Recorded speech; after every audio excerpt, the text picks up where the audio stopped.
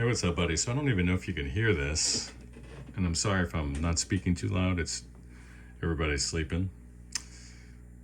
But this is the way your amp is sounding at present. There's a ton of 60 hertz hum. So even without the power tubes installed, I'm getting hum on the output. How many output without the power tubes installed would, depending on the frequency, could indicate, a heater supply fault. It could be a bad filter cap. It could be, because that's still coupled to the output transformer, depending on which node it is. It could be a rectifier, failing rectifier, letting some AC through. So after replacing the full set of tubes, I just said, you know what, I'll give you a complimentary cap job. So I subbed in some new caps throughout the power amp, with the exception of the preamp. So I mean, this is covering your reverb, phase inverter, and the power amp, the power tubes. So all that stuff is fresh. I found, I'm starting to find a lot of faults here.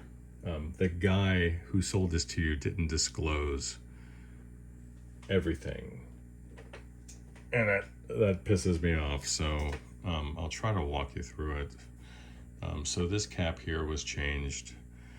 The guy did remove the circuit board, but he did a lot of damage when he was doing that. So I'll take you here. And I just did some J-hook crimps for these, since that'll just get us through the day. I know we're kind of on a budget, and this is complimentary, so it turns out I'm going to have to, if we're going to move forward, in order for this thing to be usable, going to have to take this board out again. And man, I'm afraid to do that, because the prior tech already broke this ribbon cable, and you can see here it's just mangled. A lot of heat damage from the soldering iron just melted that jacket there. So he inadvertently snapped this connection. I did a repair, since it's going to this jumper 56 here. I just tacked it in, and then created a tie point for that lead, just to get troubleshooting to progress. Cleaned all your pots out, and your jacks here as well, the FX loop jacks. That's the preamp out and power amp in. And yeah, man, like no dice. I did get the noise for the most part out, but something's going on underneath these potentiometers. Let me get you up there. There's the main volume right here. Listen, this was crackly before, but it's not giving us anything. There's no perceptible change. What else? So check that out. Oh yeah, here's treble. If I take the treble control right here, put it on 10, you get that. Nothing with the bass, nothing with the mids. Channels are switching. And a reverb, so much 120, very weak reverb signal. I'm wondering what the dude did. The tank was, the reverb pan rather, was uninstalled and then reinstalled facing the wrong direction. So could that be part of the hum? Sure, but it's not going to be something that would influence the signal strength. Again, just pardon the types of joints. I don't ever do cap jobs like this, but this is just for testing at this point. Even though I found very low ripple, sometimes you don't know if the test is going to be that accurate. The numbers can be deceitful sometimes. There's a red lead here that's leading to a resistor that was hanging in the air. No need for that to even be here. That was disconnected. I reconnected it. let's see what else. And that's about it for now. I mean, the more I look, the more I find, and I'm just, oh man, just kind of getting that sinking feeling, man. So check this out. Let's see if I can get you a shot here. So the chopstick, listen. So if I bring the volume up, I'm gonna have to do it with my finger, but if I press in on that, then I'll be able to hear the signal. I'm plugged back in. You can see the cable. Now I'm raising up the volume. Now watch this. See, if I press in there, then it restores the signal. So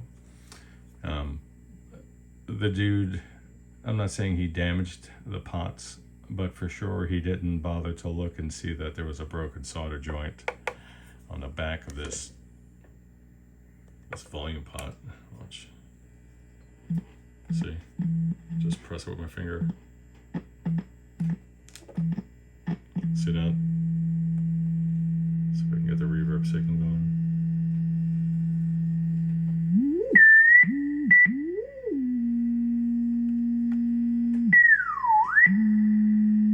So that's the reverb full up. Let me just power it down. That's the reverb full up, so you know, there's an issue there as well. The drive channel is not having any issues whatsoever, as you had noted. So that is functioning, but this repair will be several orders of magnitude more involved than I initially thought, due to the prior guy causing unseen damage. I mean, I'm even looking here, it's just things are starting to pop out. And that's an old orange drop cap the dude just threw in there. Doesn't need to be there. Actually, not every cap needs to be polarized. I need to see what that's doing. But there was a polarized cap here prior, so I don't know if this part of the circuit is sensitive to that, but certainly this is part of the circuit that is responsible for the reverb, drive, and recovery. That's exactly what this thing is doing right here. I mean, look, you could even see the label there, and right. But this chip here, God, I wonder if the guy even changed the chip out. So the dude was trying to do some reverb mods, and then God knows what else. God knows what else he did. Part of what makes this daunting is that even if you're careful, and this guy was not, even if you're extremely careful, you can only bend these so many times before they start breaking. And that's what he got down here on the other end of the board with that repair that I had to make. So we'll have to see if this is economically feasible to progress any further than this point. I mean,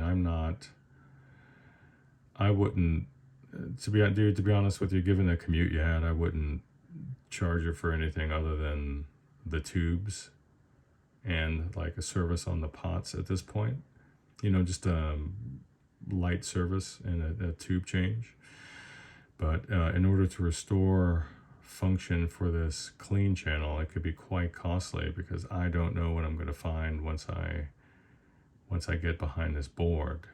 I mean, the guys botched the front end of it, and then there's that pernicious buzzing with no glass installed, which is disconcerting to say the least. I mean, is it the transformer? The heater or filament supply is balanced. It's not that. So who knows, man? This has been a hell of a week for challenging repairs. That's for sure.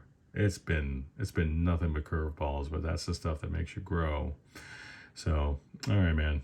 I'll catch up with you later. Bye.